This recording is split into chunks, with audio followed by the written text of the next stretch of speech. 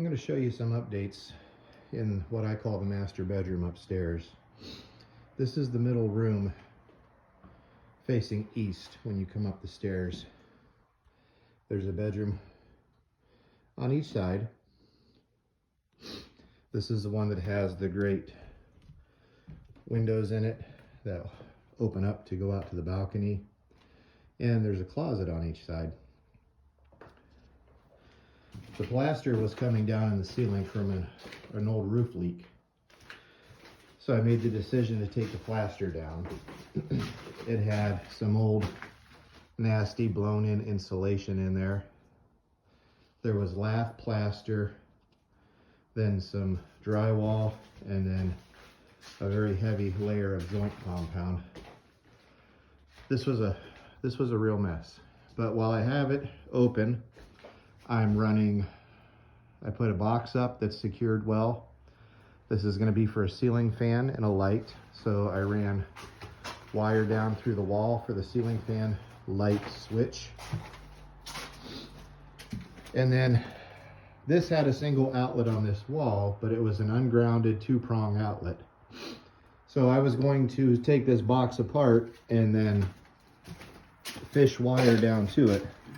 But as I took it apart, the whole bottom of the wall was loose. So again, like every project, it just keeps expanding.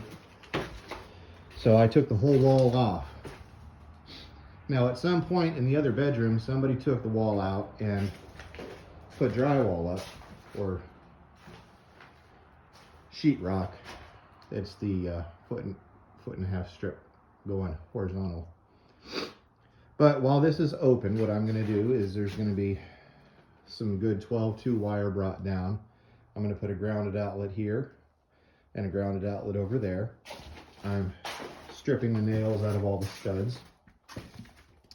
And I just took the baseboard trim off.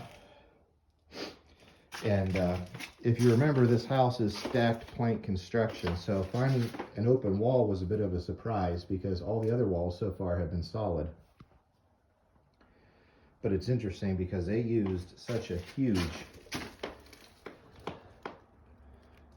beam at the bottom to support the wall. This is an original register that came up from the coal furnace in the basement. Gravity went into the other room, and directly below the tarp is a floor grate for this room. Now while I have this wall open, I'm going to drop down another 12-2, and I'm going to use a plunge saw, and I'm going to put outlets in the opposite room because it only has a single, again, ungrounded outlet. So while it's open, this is my opportunity to get this wiring over there brought up to today's standard. This wire here was for an electric baseboard heater, which I'm not sure what I'm going to do just yet. But I took the baseboards off so that when I drywall this, I can go straight to the floor, and then I'll put the trim over top the way it's done properly so you don't bury the trim.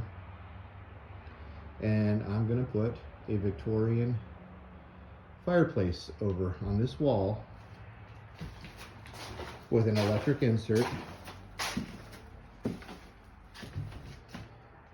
so that on the east, when that sun comes up, you'll be woke up with the sun coming through these beautiful windows. You'll have a fireplace at the foot of the bed, and the head of the bed will go on the opposite wall. So this will be quite the nice project. We're getting there. It's taking a whole lot longer than I wanted because I just don't have the opportunity to come up here as often as I want. But this isn't a house flip. This is all about doing it the right way and doing it proper. You can see up into the attic. I'm going to insulate the ceiling joist here with some R19, which should button this room up and make it very pleasant. Hope you enjoyed the update.